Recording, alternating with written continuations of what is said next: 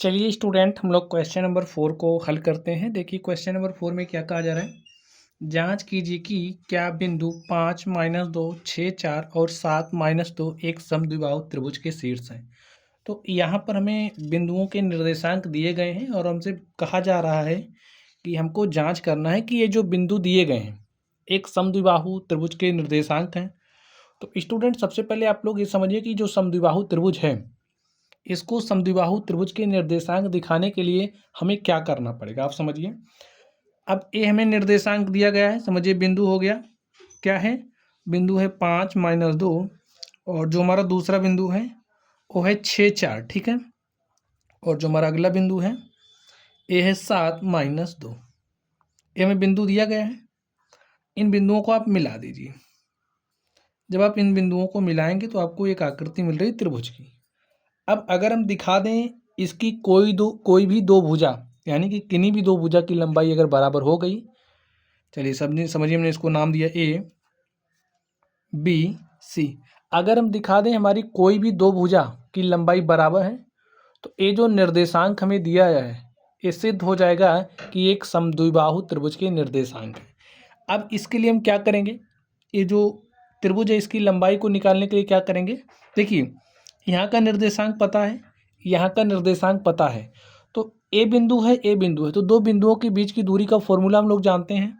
तो लिखिए, चलिए यहाँ पर लिख देते हैं सॉल्यूशन।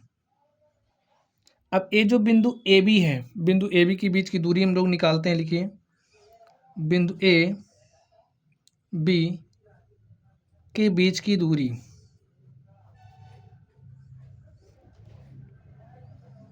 क्या हो जाएगी स्टूडेंट, आप लोग फॉर्मूला समझ लीजिए।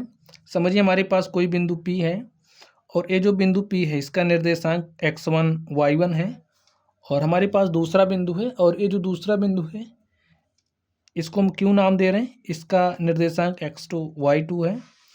तो ये जो बिंदु हैं इन बिंदुओं के बीच की दूरी का फॉर्मूला क्या हो जाएगा। अगर हम बिंदु P और Q के बीच की दूरी को निकालना चाह रहे हैं तो बिंदु P और Q के बीच की दूरी क्या हो जाएगी, PQ = होगा अंडर रूट। देखिए करना क्या है, x2 में से आपको x1 घटा देना। लिखिए x2 - x1 का whole square plus y2 - y1 का होल स्क्वायर।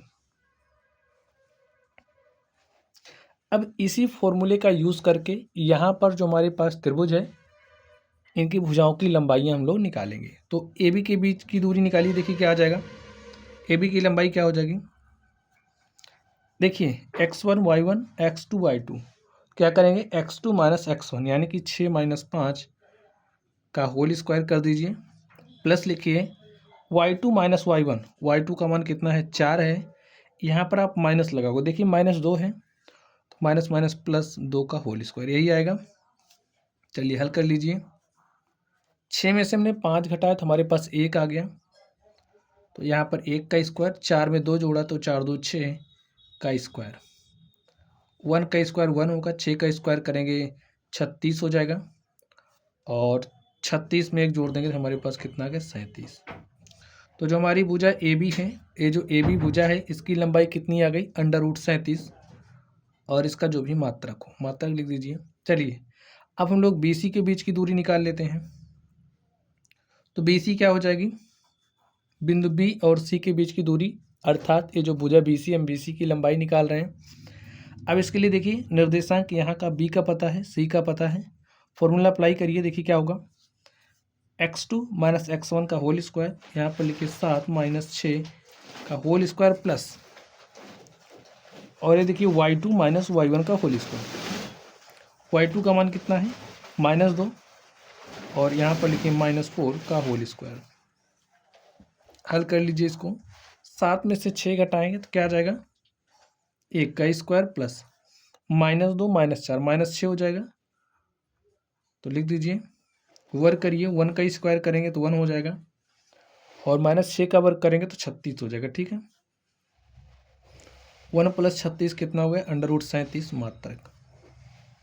अब यहाँ पर आप लोग कुछ देख पा रहे हैं, ये जो भुजा ए बी की लंबाई है वो बराबर आ गई बी सी की लंबाई की, और हमने स्टार्टिंग में कहा था कि अगर कोई भी दो भुजा की लंबाई बराबर हो जाएगी तो ये जो हमें निर्देशांक दिए गए हैं एक समद्विबाहु त्रिभुज के निर्देशांक होंगे। लिखिए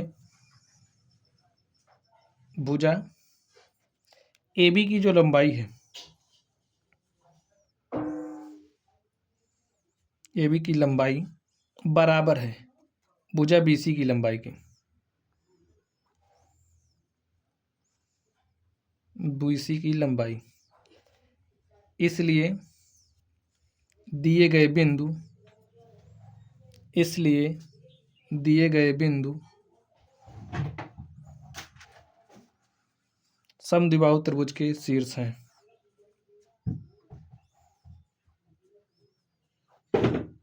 त्रिभुज के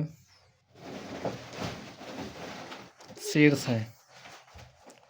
और इस तरीके से स्टूडेंट, ये जो हमारा क्वेश्चन था, क्वेश्चन नंबर 4, हमने इसको हल कर लिया है। तो चलिए आप लोग पढ़ते रहिए। Thank you.